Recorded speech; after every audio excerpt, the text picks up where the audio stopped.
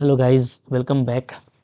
तो देखो, यहाँ से मैं कॉम्प्लेक्स फंक्शन को स्टार्ट कर रहा हूँ और बिल्कुल जीरो से हीरो का अपना ये टारगेट है। ठीक है कि आपको बिल्कुल मैं बेसिक से सिखाऊंगा और अगर आप सारे लेक्चर 1 to 1 देखते जाते हैं ना, तो फाइनली आप कॉम्प्लेक्स फंक्शन के हीरो होंगे। कोई भी क्वेश्चन होगा बिल्कुल आप मोहब्बत से उसको बना करके डील करेंगे, कोई रटने वाली बात नहीं होगी। ठीक है, तो देखो, जैसे रियल फंक्शन आप पढ़ के आए हो ना, रियल फंक्शन में आपने फंक्शन ऑफ सेवरल वेरिएबल पढ़ा है, रियल फंक्शन का लिमिट कंटिन्यूटी वगैरह आप जानते हैं। तो याद रखिए कि रियल फंक्शन में क्या होता है, हम रियल डोमेन यूज़ करते हैं और कॉम्प्लेक्स फंक्शन में क्या होता है, कॉम्प्लेक्स डोमेन यूज़ किया जाता है। ये बेसिक डिफरेंस है, बाकी बहुत सारी चीज़ें मैच करती हैं, तो आप वहाँ से भी अपने आप को कोरिलेट कर सकते हैं। ठीक है, तो स्टार्ट करेंगे। सबसे पहले कुछ हम लोग डोमेन देखेंगे जो कि यूज़ किया जाता है कॉम्प्लेक्स फंक्शन में।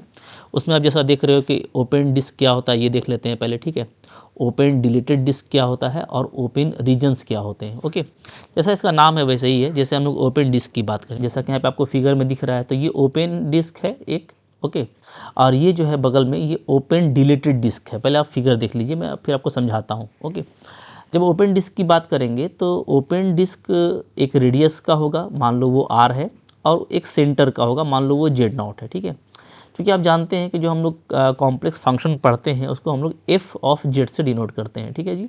ओके, तो मान लो मैं बात कर रहा हूँ किसी point Z equal to Z naught पे। ओके, तो सबसे पहले मेरे को क्या करना पड़ेगा, जेड नॉट को सेंटर लेकर के एक सर्कल ड्रॉ करना पड़ेगा आर रेडियस का। ठीक है, फिर जब इस सर्कल को हम लोग पूरा कवर कर लेंगे, मान लो ये पूरा सॉलिड फॉर्म में है, तो ये क्या हो जाएगा, ये आपका डिस्क हो जाएगा। ठीक है, ओके, तो ये डिस्क हो गया। अब ओपन डिस्क होगा तो उसमें क्या होगा, तो उसमें आपको बाउंड्री पॉइंट नहीं लेना है। ठीक है, बाउंड्री पॉइंट को एक्सक्लूड कर देंगे, जैसा कि यहाँ पे आपको दिख रहा होगा डॉट डॉट डॉट से। तो बाउंड्री पॉइंट को छोड़ देंगे तो बाकी जो इंटरनल रीजन होगा वो क्या होगा, वो ओपन डिस्क कहलाएगा। ठीक है, तो सिंपल सा चीज़ है कि open disc around a point Z naught is the set of point Z with, इसको ऐसे डिनोट किया जाता है। ठीक है, और ये आप जानते हैं कि ये क्या है, ये एक्चुअली बता रहा है इंटरनल रीजन ऑफ सर्कल को। ठीक है, क्योंकि जो Z minus Z naught equal to R है। ठीक है, पहले इसका बात कर लें हम लोग। अगर आप सिंपली ऐसा लिखते हैं तो इसका मतलब क्या होता है, इसका मतलब होता है कि ये एक सर्कल को बता रहा है। ठीक है, सिंपली क्या है, ये एक सर्कल को बताता है, ये एक सर्कल इस टाइप से। ओके, तो आप देखोगे कि इसका रेडियस यहाँ पे आर होता है। ओके, और सेंटर क्या होता है, जेड नॉट। तो ये जो है बता रहा है किसको, सर्कल को। ये सब आप पहचानिए, पहले से भी आप जानते होंगे, पर मैं बता देता हूँ कि ये एक सर्कल का इक्वेशन होता है जहाँ पे सेंटर जेड नॉट है और रेडियस क्या है, आर है। ठीक है, अब इसी को अगर इन इक्वेशन में कर दिया जाए तो ये क्या होगा, रीजन होगा, रीजन होगा, जैसा कि रियल प्लेन में होता है। तो अगर मैं यहाँ पे लेस देन आर लेता हूँ, इसका मतलब है कि आर से छोटा सारा पॉइंट। तो आर एग्जैक्टली कहाँ पे जाता है, जब आर हम लेते हैं तो हमको क्या मिलता है, पेरीफेरी मिलता है, यानी हमको आउटर बाउंड्री मिलता है। अगर मैं आर नहीं लेता, आर से कम लेता हूँ, तो मेरे को आर का इनसाइड सारा पॉइंट मिल जाएगा। ठीक है, आर मतलब बाउंड्री छोड़ करके, बाउंड्री से लगे हुए जस्ट अंदर के सारे पॉइंट्स मिल जाएंगे। क्योंकि जो अच्छा सिंपल देखोगे तो इसका ज्योमेट्रिकल मीनिंग भी काफ़ी सिंपल है, मैंने आपको पहले ही बताया हुआ है, बता देता हूँ। इसका मतलब क्या होता है, Z minus Z not, Z minus Z not का क्या मतलब होता है, इसका मतलब होता है distance between Z and Z naught. ठीक है, अब जेड कहीं पे भी हो सकता है, यहाँ पे होगा, यहाँ पे होगा, यहाँ पे होगा। तो जो डिस्टेंस बिटवीन जेड और जेड नॉट है वो क्या होना चाहिए, वो आर से स्मॉलर होना चाहिए, यानी पेरीफेरी तक नहीं जाएगा, उसके अंदर अंदर रहेगा। ठीक है, तो ये क्या हो गया, तो ये आपका ओपन डिस्क हो गया। अब ओपन डिस्क को अपने दिखाने के लिए क्या करते हैं, उसको डॉट डॉट डॉट से दिखाते हैं उसके बाउंड्री को। ठीक है, तो ये बता रहा है ओपन डिस्क को, बहुत बड़ी चीज़ नहीं है, सब समझ गए होंगे आप। That is all points within distance R of Z naught. ठीक है, मतलब सेंटर से हमको वो सारे पॉइंट लेने हैं जो आर से कम दूरी पर रहते हों, बाउंड्री को छोड़ करके। ठीक है, अब देखो यही चीज़ ओपन डिलीटेड डिस्क है, ये ज़्यादा इंपॉर्टेंट, ज़्यादा इसका यूज़ ही होता है, जो कि आप पढ़ते होगे डिलीटेड नेबरहुड। ठीक है, तो नेबरहुड पे भी हम लोग जाएंगे, चूँकि नेबरहुड क्या है, आप अगर 1 डायमेंशन पढ़ रहे हो तो एक इंटरवल होता है, 2 डायमेंशन में क्या होता है, इस तरह का डिस्क होता है, 3 डायमेंशन में क्या होता है, स्फीयर होता है। ठीक है, तो नेबरहुड में भी हम लोग ओपन डिलीटेड डिस्क का यूज़ करते हैं। तो अब देखो ये है ओपन डिस्क ही, बट इसमें एक नाम जुड़ गया है, वो क्या है, वो है डिलीटेड, माने कुछ इसमें डिलीट किया जाता है। किसको डिलीट किया जाता है, तो खुद सेंटर को ही डिलीट कर दिया जाता है। ठीक है, जैसे आप देख सकते हो यहाँ पे आपका जेड नॉट है, सेंटर है, तो यहाँ पे आपको छोटा सा वाइट नज़र आ रहा है, यानी ये सेंटर को एक्सक्लूड कर दिया गया। ठीक है, तो सेंटर छोड़ दिए और बाहर का पहले ही हम लोग बाउंड्री को छोड़ के रखे थे। तो अब सेंटर को छोड़ के और बाउंड्री को छोड़ के बीच का जो पॉइंट बचता है तो उसको हम लोग डिनोट करते हैं कैसे, ऐसे, इस तरह से, ठीक है। ये क्या बता रहा है, ये बता रहा है कि जो डिस्टेंस है जेड और जेड नॉट का वो आपको जीरो से बड़ा लेना है, यानी जीरो ले लेंगे तो यानी जेड नॉट भी लेना पड़ेगा, तो आपको जेड नॉट नहीं लेना, ठीक है। Z not, Z minus Z not का जो डिस्टेंस है वो जीरो से बड़ा लेना है, यानी जेड नॉट को छोड़ देना है, छोटा सा पॉइंट करके उसको हटा देंगे और उसके अलावा जो पॉइंट होगा इन दोनों के बीच में लिया जाएगा। तो आपको पता है कि जब भी हम लोग इस तरह का बात लिखते हैं, मान लो कहीं पे ऐसा लिखा हुआ है ए, ठीक है, जेड माइनस जेड नॉट और लेस देन बी, ऐसा अगर लिखा हुआ है, इसका मतलब क्या होता है, इसका मतलब होता है कि हमको जो जेड माइनस जेड नॉट है, जेड और जेड नॉट के बीच का जो डिस्टेंस होगा वो ए और बी के बीच में होगा, ठीक है। तो अक्सर ये क्या है, एक रीज़न को दिखलाता है। मान लो ये आपका ऐसे है, ठीक है, ये सेंटर रेडियस अगर ए है, ये रेडियस अगर मेरा बी है, तो इन दोनों के बीच में जो रीज़न बन रहा है ये वाला, इसको दिखलाता है, ये इसको ओनली, ठीक है। इसको हम लोग बोलते हैं एन्यूलस, ठीक है, ये एन्यूलस कहलाता है, जिसमें कि क्या होता है, जो रीज़न लिया जाता है वो दो कॉन्सेंट्रिक सर्कल, यानी जिसका सेंटर, दोनों सर्कल का सेंटर एक ही है, बट दो कॉन्सेंट्रिक सर्कल के बीच का पोर्शन लिया जाता है। तो इसको हम लोग डिनोट करते हैं कि मान लो इसका सेंटर जेड नॉट है, ठीक है, तो जेड का जो डिस्टेंस होगा, ठीक है, वो क्या होगा, वो जेड और जेड नॉट के बीच का जो डिस्टेंस होगा वो ए और बी के बीच में होगा, ठीक है जी, क्लियर है। तो ये होता है एन्यूलस। अब इसी में मान लो ये मेरा ए क्या हो जाए, ये जीरो के बराबर हो जाए, एकदम छोटा सा हम एकदम रेडियस लें, ठीक है, तो वो क्या होगा, वो आपका पॉइंट सर्कल होगा। इसलिए यहाँ पे पॉइंट सर्कल को सिर्फ हटाया गया है, तो यहाँ पे एक जगह पे क्या लिया गया है, जीरो, ठीक है जी। तो जीरो से आर के बीच में हम लोग लेंगे तो इसको क्या बोलेंगे, हम लोग बोलेंगे डिलीटेड डिस्क, ओके। इसी का नाम क्या है, पंक्चर डिस्क भी है, देखोगे आप, इसी को हम लोग बोलते हैं पंक्चर डिस्क। तो पंक्चर डिस्क का मतलब क्या होता है, ये होता है ओपन डिलीटेड डिस्क, ओके। मतलब पंक्चर्ड इसलिए बोला गया कि पंक्चर करने के लिए आपको पता है कि एक टायर को आपको पंक्चर करना है तो उसको इसमें सुई चिभा दो, ठीक है, तो छोटी सी चीज़ भी अगर उसमें अंदर डाल दी जाएगी, चुभ जाएगा तो पंक्चर हो जाता है। तो लाइक दैट यहाँ पे कि बिल्कुल नैरो पॉइंट आपको होल करना है, ठीक है, तो वो आपका पंक्चर डिस्क होगा। तो बड़ी चीज़ नहीं है, ये सब टर्म्स को आपको समझ के रखना है कि ये भैया आपका सर्कल होता है, ठीक है, ये आपका सर्कल का इंटरनल रीजन है, एक्सक्लूडेड बाउंड्री, ठीक है, और ये जो है दो सर्कल के बीच का रीजन है, ठीक है, जिसमें जो पहला सर्कल है वो बिल्कुल जीरो रेडियस का है, लाइक ए पंक्चर्ड डिस्क, ठीक है, क्लियर है। तो आई होप आपको ये सब डोमेन समझ में आ गया होगा, बहुत बड़ी चीज़ नहीं है, ठीक है, जो चीज़ छोटी है सो छोटी है, उस पर आपको ज़्यादा परेशान नहीं होना। तो आगे देखो, फिर देखो यहाँ पे आ रहा है ओपन रीजन, ठीक है, तो यहाँ पे देखो ये चीज़ लिखा हुआ था, ये आप देख लेना कि ये जो फिगर है ये क्या है, ये ओपन डिस्क का है, ठीक है, अराउंड जेड नॉट, ये हमारा जो लेफ्ट साइड वाला फिगर था सो, ठीक है, और जो राइट साइड वाला फिगर है ये क्या है, ये एक डिलेटेड ओपन डिस्क का है अराउंड जेड नॉट, ठीक है, ओके। तो फिगर से समझ में आ गया होगा आपको। अब देखो यहाँ पे आ रहा है ओपन रीजन, ये क्या होता है, open region in the complex plane is a set with the property that every point in A can be surrounded by an open disk that lies entirely in A. We will often drop the word open and simply called a region, ठीक है। देखो अभी आपने पढ़ा open disc, ठीक है, तो उसमें भी ओपन का वर्ड आया था, बस तो वहाँ पे क्या था, वहाँ पे आपका डिस्क था, तो वो एक समझ में आ रहा था कि एक गोल चीज़ होगा। अब यहाँ पे देखो ओपन रीजन आ रहा है, तो जब ओपन रीजन की बात होगी ना तो भाई ओपन डिस्क भी इसमें आएगा। तो समझ लो जो इस तरह के डॉटेड पोर्शन से बनाया जाएगा, मतलब हम लोग इन इक्वालिटी तो पढ़ चुके हैं ना 11th क्लास में, तो याद रखो कि अगर आप ऐसा लेते हो, ठीक है, मैं आपको समझा रहा हूँ, Z minus Z naught less than R, ठीक है, तो ये क्या होगा, तो ये होगा ये चीज़। लेकिन ओपन रीजन जो है आपका कोई भी शेप का हो सकता है, ठीक है, जैसे मैं आपको एग्जांपल दिखाता हूँ। हम लोग जो कॉम्प्लेक्स फंक्शन लेते हैं w is equal to F Z, तो एक्चुअली क्या होता है, तो एक्चुअली ये U X Y plus iota भी एक्स वाई, ठीक है, मतलब u और v का फंक्शन होता है, जिसमें u और v दोनों क्या है, एक्स वाई का फंक्शन है, ठीक है। तो अगर मान लो आपको कोई रीज़न ऐसा दिया हुआ है जिसमें u क्या है, मेरा u जो है आपका ग्रेटर देन इक्वल टू 2 है, ठीक है, और v जो है मेरा वो ग्रेटर देन 3 है, ऐसा।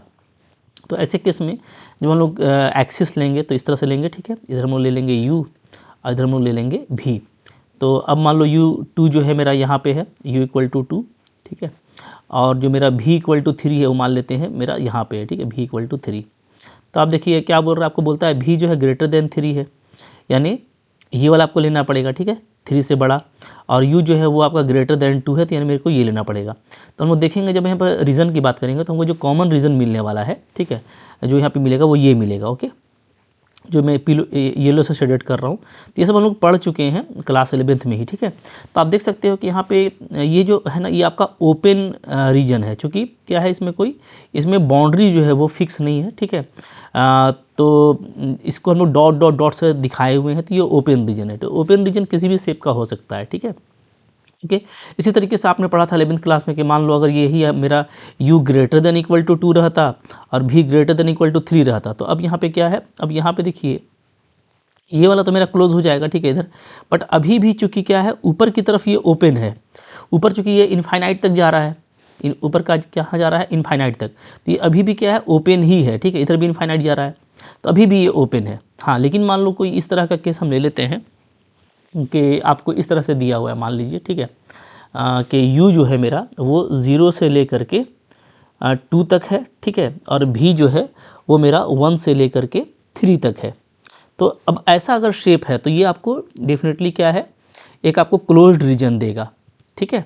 तो ओपन रीजन, ये सब ओपन रीजन है जो मैं आपको दिखा रहा हूँ, जबकि आप इसको अगर ड्रॉ करेंगे आप, तो इसको मैं यहाँ पे ड्रॉ करके दिखा देता हूँ। ये सब हम लोग देखो 11-12 क्लास से पढ़ते आ रहे हैं, ठीक है। बस यहाँ पे क्या है, जो वेरिएबल है और जो प्लेन है वो आपका चेंज होता है। तो यहाँ पे देखिए, इसको अगर मैं करूँ ना यहाँ पे, तो मान लो ये मेरा इस तरह से है, ठीक है, ये मेरा u हो गया, ये मेरा v हो गया, ठीक है।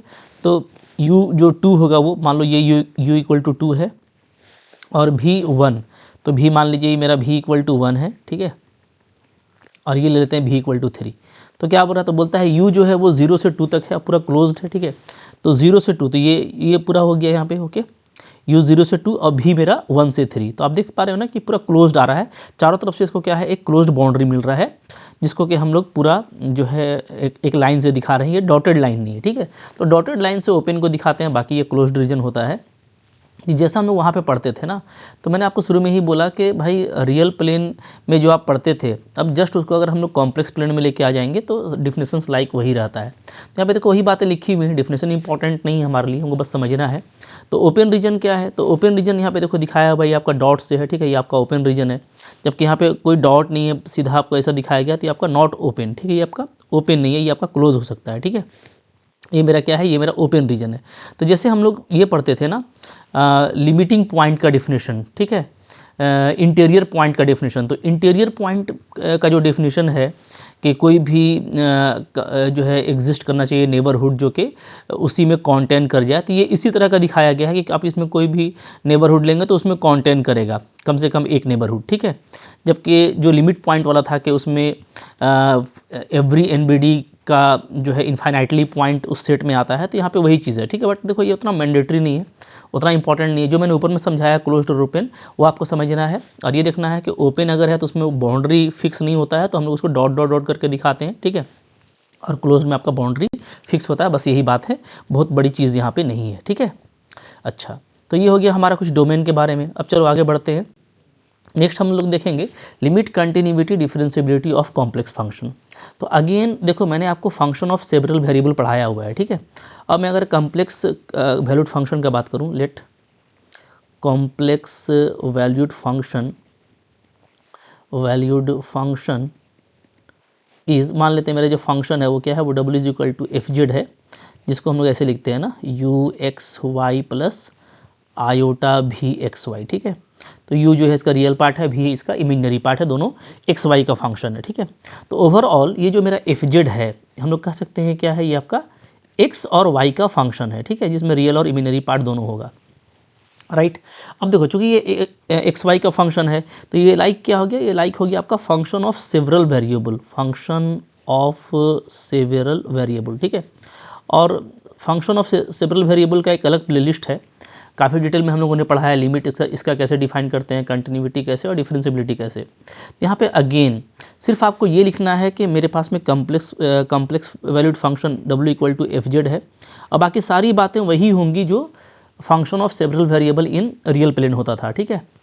अगर हम लिमिट की बात करें पहला, तो ऐसे हम लिखेंगे, ठीक है, क्या, लिमिट ऑफ कॉम्प्लेक्स फंक्शन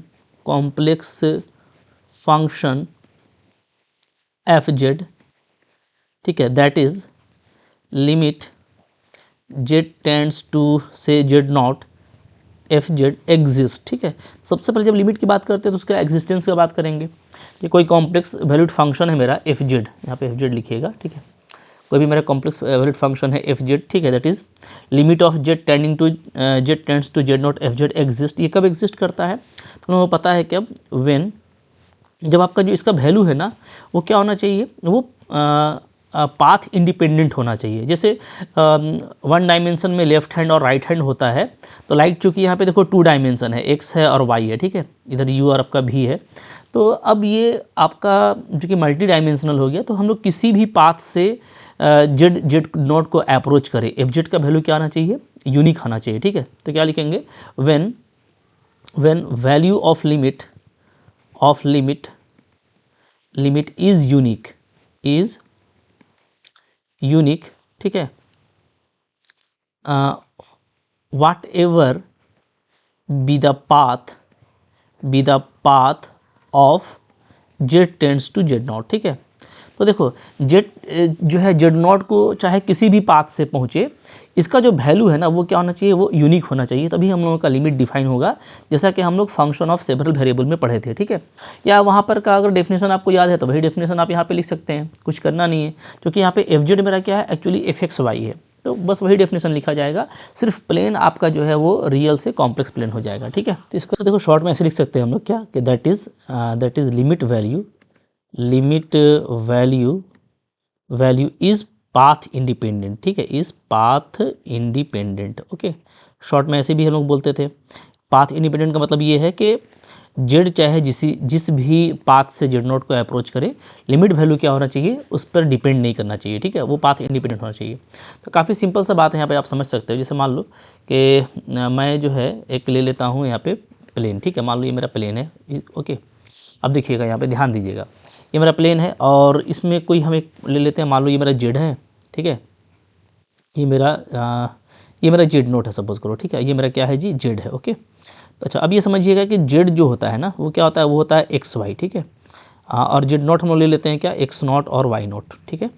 तो यहाँ से इसका ये मतलब होगा कि जेड अगर जेड नोट को अप्रोच करता है, ठीक है, तो चाहे वो एलोंग द स्ट्रेट लाइन करे या चाहे इस पाथ से करे, ठीक है, पैराबोलिक पाथ से या कोई और पाथ हो, ठीक है, किसी भी पाथ से जेड नोट को अप्रोच करे, जो लिमिट वैल्यू है वो हमेशा सेम रहना चाहिए। तो यहाँ पे आप ऐसे बोल सकते हो, दैट इज़ क्या, दैट इज़ ये कि अब देखो जेड नोट को अप्रोच कर रहा है, इसका मतलब क्या है कि एक्स अप्रोच कर रहा है एक्स नोट को, ठीक है, और वाई अप्रोच कर रहा है वाई नोट को, ठीक है। ये इसको आप शॉर्ट में ऐसे लिख सकते हो, ठीक है, कि एक्स वाई जो है, एक्स वाई अप्रोच कर रहा है किसको, एक्स नॉट को और वाई नॉट को, ठीक है जी, ओके। तो ये जो वैल्यू है मेरा एफ एक्स वाई, ये मेरा क्या होना चाहिए, ये मेरा पाथ इंडिपेंडेंट होना चाहिए, ठीक है, is path independent okay, with respect to X tending to X naught and Y tending to Y naught, ठीक है। तो वाई नोट को पहुंचेगा, एक्स नोट को पहुंचेगा, ठीक है। अब चाहे ये जिस भी रास्ते से पहुंचे, इसका जो लिमिट वैल्यू है वो क्या होना चाहिए, वो पाथ इंडिपेंडेंट होना चाहिए, तब लिमिट आपका एग्जिस्ट करेगा। तो ये वही चीज़ है जो हम लोग फंक्शन ऑफ सेवरल वेरिएबल में पढ़े थे, बात फॉलो कर रहे हो, ठीक है। जैसे मैं आपको यहाँ पे क्विक एग्जाम्पल दिखाता हूँ। जैसे मान लीजिए आपको कोई बोलेगा कि आप इवेलुएट कीजिए, ठीक है, limit Z tending to 1 Z square plus 1 divided by Z square minus 2, ठीक है। ऐसा ये तो एक सिंपल सा लिमिट ऑपरेशन होगा यहाँ पे, जो कि हम लोग 1 डालने से कोई फ़र्क पड़ता नहीं है, 1/1 और 1 - 2 ऐसा। तो इसका वैल्यू तो आपका सिंपली क्या आ रहा है जी, ऊपर में 2 नीचे में -1, तो आपका -2 आ रहा है, ठीक है। लेकिन मान लो लिमिट आपको कहीं पे ऐसा दिया हुआ है, जेड टेंड्स टू 0 दिया हुआ है मान लो, ठीक है, और आपको दिया हुआ है जेड बाई जेड बार ऐसा, ठीक है, जेड बाई जेड का कंजुगेट। तो ऐसे केस में आप इसको कैसे बनाओगे, तो इसको आप ऐसे कर सकते हो, ठीक है, कैसे, जेड जो है 0 को टेंड कर रहा है, इसका मतलब है कि एक्स भी ओरिजिन को करेगा और वाई भी ओरिजिन को करेगा, ठीक है जी। यहाँ पे ये मतलब हो जाएगा कि एक्स वाई मेरा क्या कर रहा है, एक्स और वाई मेरा दोनों जो है वो ओरिजिन को अप्रोच कर रहा है, ठीक है ये। और मैं अगर जेड का वैल्यू लिखूँ तो क्या लिखूँगा, एक्स प्लस आयोटा वाई, और जेड बार क्या हो जाएगा, एक्स माइनस आयोटा वाई, ठीक है जी। तो अब देखिए, अब इसका वैल्यू देखेंगे अगर हम लोग, तो अगर मैं बात करता हूँ अलग अलग पाथ में, एलॉन्ग में चलता हूँ क्या, एक्स एक्सिस, ठीक है। एलोंग एक्स एक्सिस चलेंगे तो क्या होगा, वाई डेफिनेटली जीरो होगा, ठीक है। वाई अगर जीरो होगा तो लिमिट वैल्यू क्या आ जाएगा आपका, एक्स बाई एक्स कट करके 1 आएगा, ठीक है। और अगर हम बात करते हैं एलोंग वाई एक्सिस, अगर मैं वाई एक्सिस के एलोंग, देखो एक्स ओरिजिन को अप्रोच करेगा ना, एक्स और वाई दोनों 0 0 का अप्रोच कर रहा है, ठीक है।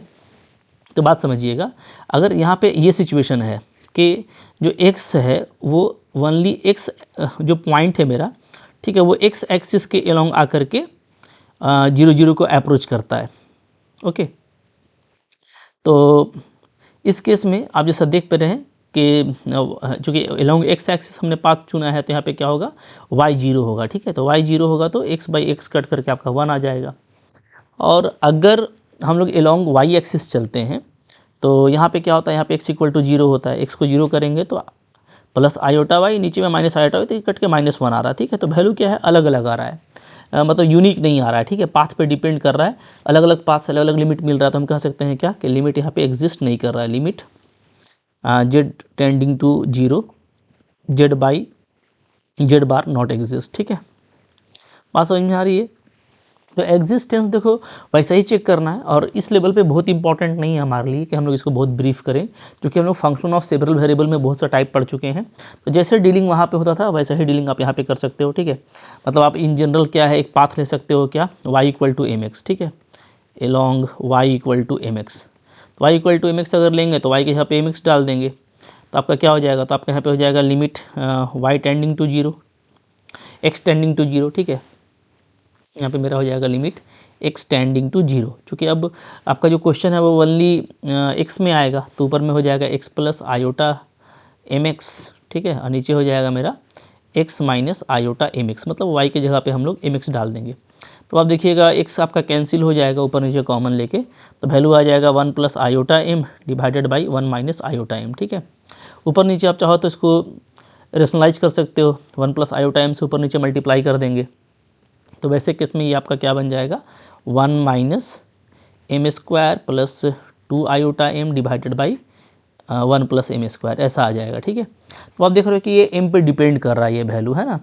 मतलब y equal to M X डालने से, y equal to M X क्या है, फैमिली ऑफ स्ट्रेट लाइन है जो कि ओरिजिन से पास करता है, कह सकते हो कि फैमिली ऑफ जो है जिसको हम लोग बोलते हैं वेक्टोरियल लाइन, ठीक है, या रेडियल लाइन बोलते हैं, तो फैमिली ऑफ रेडियल लाइन है। तो इम का अलग अलग वैल्यू डालने से आपको अलग अलग पाथ मिलेगा, तो अलग अलग पाथ से हमको डिफरेंट वैल्यू मिल रहा है जो कि इम पे डिपेंड कर रहा है, तो डेफिनेटली ये क्या है, पाथ डिपेंडेंट है, ठीक है, इसलिए इसका वैल्यू एग्जिस्ट नहीं करेगा। जैसे हम लोग फंक्शन ऑफ सेवरल वेरिएबल में वन टाइम में ऐसे चेक करते थे, ऐसे भी आप कर सकते हो, ठीक है, या इस तरीके से कर सकते हो। तो लिमिट चेक करने का कोई इशू नहीं रह जाता, ठीक है, ये हम लोग पहले पढ़ चुके हैं। इसी तरीके से कंटिन्यूटी की बात करें तो कंटिन्यूटी में क्या होगा, ठीक है, तो आप ऐसे लिखोगे continuity of complex function, complex function, ठीक है, कॉम्प्लेक्स फंक्शन कैसे डिफाइन करेंगे, लिखेंगे हम लोग a complex function, a complex function w is equal to F Z is said to be continuous when, अच्छा किसी पॉइंट पे बात कर लेते हैं, ठीक है, continuous at point z is equal to Z naught when limit of z tends to Z naught F Z is equal to F Z naught, ठीक है। तो बिल्कुल सिंपल तरीके से आप डिफाइन करेंगे कि कोई कॉम्प्लेक्स फंक्शन मेरा कंटिन्यूस कब होगा, किसी पॉइंट पे जब ये लिमिट इसके इक्वल हो जाएगी, ठीक है। तो बिल्कुल देखो सेम है जैसे हम लोग फंक्शन में करते थे 11th 12 में भी वैसी तरीके से है कि भाई अगर ये लिमिट एग्जिस्ट करेगा, ठीक है, तभी तो इसका वैल्यू मिलेगा। तो पहले तो ये लिमिट एग्जिस्ट करना चाहिए, इसका मतलब है कि इसको पाथ इंडिपेंडेंट होना पड़ेगा, ओके। उसके बाद इसका जो वैल्यू आएगा वो एफ जेड नॉट के इक्वल होना चाहिए। ये उसी तरीके से है जैसे हम लोग क्लास 12 में बोलते थे वन डायमेंशन में कि चाहे राइट हैंड लिमिट आओ या लेफ्ट हैंड लिमिट आओ, यानी चाहे आप राइट साइड से अप्रोच करो या लेफ्ट साइड से अप्रोच करो, आपका दोनों वैल्यू बराबर होना चाहिए, दैट मीन्स लिमिट एग्जिस्ट करना चाहिए, और फाइनली वो एफ जेड नॉट के इक्वल होना चाहिए, तब वो उस पर कंटिन्यूस कहलाएगा। तो पूरे कंटिन्यूस को आप ऐसे सिंपली लिख सकते हैं, ठीक है, या आप इसको ऐसे लिख सकते हो, और क्या, लिमिट एक्स वाई, चूँकि जेड क्या है, एक्स वाई का फंक्शन होता है, तो limit X Y approaches to X naught Y naught, ठीक है, F X Y is equal to F X naught Y naught. Okay, क्यों? चूँकि आपको पता है कि जेड मेरा क्या है, जेड मेरा एक्स प्लस आयोटा वाई होता है, ठीक है, एक कॉम्प्लेक्स फंक्शन है, एक कॉम्प्लेक्स वेरिएबल है। ओके, तो हम लोग इसको ऐसे भी लिख सकते हैं। तो अब ये फंक्शन ऑफ सेवरल वेरिएबल के जैसा नज़र आ रहा है आपको कि ये लिमिट मेरा पाथ इंडिपेंडेंट होना चाहिए और इसका वैल्यू इसके इक्वल होना चाहिए, तब ये कंटिन्यूअस होगा। तो बहुत बड़ी चीज़ नहीं है, अब आप लिमिट निकालने जानते ही हो, ठीक है, ये वैल्यू आपको मिल ही जाएगा। तो जब आप क्वेश्चन करोगे तो काफ़ी सिंपल लगेगा आपको, इसलिए मैं बोलता हूँ कि जो सिंपल है सो सिंपल है, जैसे वहाँ पे होता था यहाँ पे भी होगा, और जब क्वेश्चन आएगा तो कर लेंगे। तो बहुत बड़ी चीज़ नहीं है, पढ़ने के लिए हमको बहुत कुछ याद रखना है, इसलिए इस तरह की छोटी छोटी चीज़ों को आपको जल्दी से आगे बढ़ना है, ठीक है। फिर देखो नंबर 3 आपका आता है डिफरेंशियबिलिटी। तो डिफरेंशियबिलिटी की बात करेंगे, ठीक है। Differentiability of complex function, differentiability, ठीक है। तो इसको भी देखिए सिंपली हम लोग ऐसे लिखने वाले हैं, ठीक है, कि एक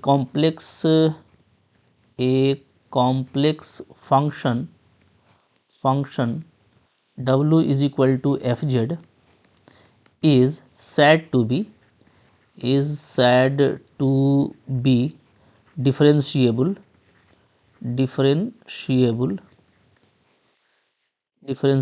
ओके, डिफरेंशिएबल एट किसी पॉइंट पे ले लेते हैं, at a point Z is equal to Z naught, ठीक है। तो किसी point Z equal to Z naught पे हम लोग क्या बोलेंगे, इसको डिफरेंशिएबल बोलेंगे। कब बोलेंगे हम लोग? When limit delta Z tends to 0 F Z plus delta Z minus F Z naught है ना, Z naught plus divided by delta Z. Okay, ये तो अभी आप देखिएगा ना कि इसी को हम लोग क्या बोलते हैं, इसी को लोग बोलते हैं D F by D Z. Okay, ये और ये क्या होना चाहिए, ये आपका एग्जिस्ट करना चाहिए, एग्जिस्ट्स यूनिकली, ठीक है। अब बात समझिए आप, बहुत छोटी सी चीज़ है। देखो पहले तो ये एक लिमिट है, ओके, जेड नॉट पे बात कर रहे हो तो Z naught plus delta Z minus Z naught, ठीक है, जैसे हम लोग करते थे क्लास 11-12 में भी और फंक्शन ऑफ सेवरल वेरिएबल में। तो वही आपका कॉन्सेप्ट है कि ये जो कह सकते हो फर्स्ट प्रिंसिपल का जो डेफिनेशन है डिफरेंशियबिलिटी का, तो वो आपको एग्जिस्ट करना चाहिए यूनिकली, यानी कि पहले तो ये एग्जिस्ट करेगा, दैट मीन्स अगेन के पाथ इंडिपेंडेंट होगा, चाहे किसी भी पाथ से आपका डेल्टा जेड क्या है, जीरो को अप्रोच करता हो, ठीक है। तो ये पाथ इंडिपेंडेंट होना चाहिए। उसके बाद जो वैल्यू इसका आएगा वो यूनिक आएगा, जाहिर सी बात है किसी भी पाथ से जाएंगे एक ही वैल्यू मिलेगा, तो आपको वो यूनिक ही मिलने वाला है, ठीक है। तो ये सिंपल डेफिनेशन है, इससे आप आसानी के साथ में इसको जो है डिफाइन कर सकते हैं। और भी जो दूसरा डेफिनेशन है जो हम लोग जो है डिफरेंशियबिलिटी के केस में या कंटिन्यूटी के केस में अप्लाई करते थे वन डायमेंशन में या तो फंक्शन ऑफ सेवरल वेरिएबल में, वो आप यहाँ पे अप्लाई कर सकते हो, बहुत बड़ी चीज़ नहीं है, ठीक है। अब देखो ये हम लोग बात किए हैं किसी पॉइंट पे, ओके। इसी तरीके से अगर मान लो आपको किसी रीजन में लेना है, तो रीजन में डिफरेंशिएबल तब होगा जब वो रीजन के हर पॉइंट पे डिफरेंशिएबल होगा, ये आप पहले से जानते हो, ठीक है। इसी तरीके से कंटिन्यूटी हम लोगों ने एक पॉइंट पे डिस्कस किया है, लेकिन अगर हम किसी एक रीजन में करें, ओपन रीजन में, ठीक है, या क्लोज रीजन में, तो वो तभी वहाँ पे कंटिन्यूअस होगा जब वो हर पॉइंट पे भी कंटिन्यूअस होगा। तो ये छोटी छोटी बातें हैं जो आप पहले से जानते हो, ठीक है। तो ये कुछ बेसिक था, बाकी जब क्वेश्चन आएगा तो हम लोग इसी तरीके से करेंगे, आपको बिल्कुल नया नहीं लगेगा, ठीक है। इंपॉर्टेंट हो जाता है कॉम्प्लेक्स फंक्शन में एनालिटिक का डेफिनेशन, कि एनालिटिक फंक्शन क्या होता है वो हम लोग देखने वाले हैं आगे के लेक्चर में, ठीक है। और डिफरेंशियबिलिटी से वो अलग है, क्योंकि एनालिटिक में आप देखोगे दो चीज़ें आ जाएंगी। इन शॉर्ट बात करें तो एक कुशी-रीमा क्राइटेरिया सेटिस्फाई करेगा, और दूसरा जो पार्शियल डेरिवेटिव होता है वो कंटिन्यूअस होना चाहिए, ठीक है। तो वहाँ से वो रिलेशन आपको मिलेगा कि एनालिटिक में और डिफरेंशियबिलिटी में क्या रिश्ता होता है, ठीक है। तो ये सब हम लोग अगले लेक्चर में पढ़ेंगे, वो ज़्यादा इंपॉर्टेंट है। तो मैं 1 to 1 सारी चीज़ें आपको समझाने वाला हूँ। ये बिल्कुल बेसिक था जो हम लोग बहुत पहले से करते आए हैं, और फंक्शन ऑफ सेवरल वेरिएबल में मैंने जम के किया है। और चूँकि ज़्यादा इंपॉर्टेंट ये वहाँ पे है, तो वहाँ से ज़्यादा क्वेश्चन उठाया जाता है। कॉम्प्लेक्स फंक्शन के लिए लिमिट, कंटिन्यूटी या डिफरेंशियबिलिटी से बहुत सारा क्वेश्चन नहीं उठाया जाता, ठीक है। तो वहाँ पे ये ज़्यादा इंपॉर्टेंट है, बट यहाँ से कभी भी आएगा तो हम लोग इसी तरह का करेंगे। जब क्वेश्चन करेंगे तो आप वहाँ से फैमिलियर हो जाओगे, तो आपको काफ़ी मज़ा आने वाला है, ठीक है। चलो अगले लेक्चर में मिलते हैं। आई होप आपको ये पसंद आया होगा, अच्छा लगा होगा, तो लाइक ज़रूर कीजिएगा। चैनल पे नए हैं सब्सक्राइब करके रखिए और शेयर कीजिए। Thank you very much.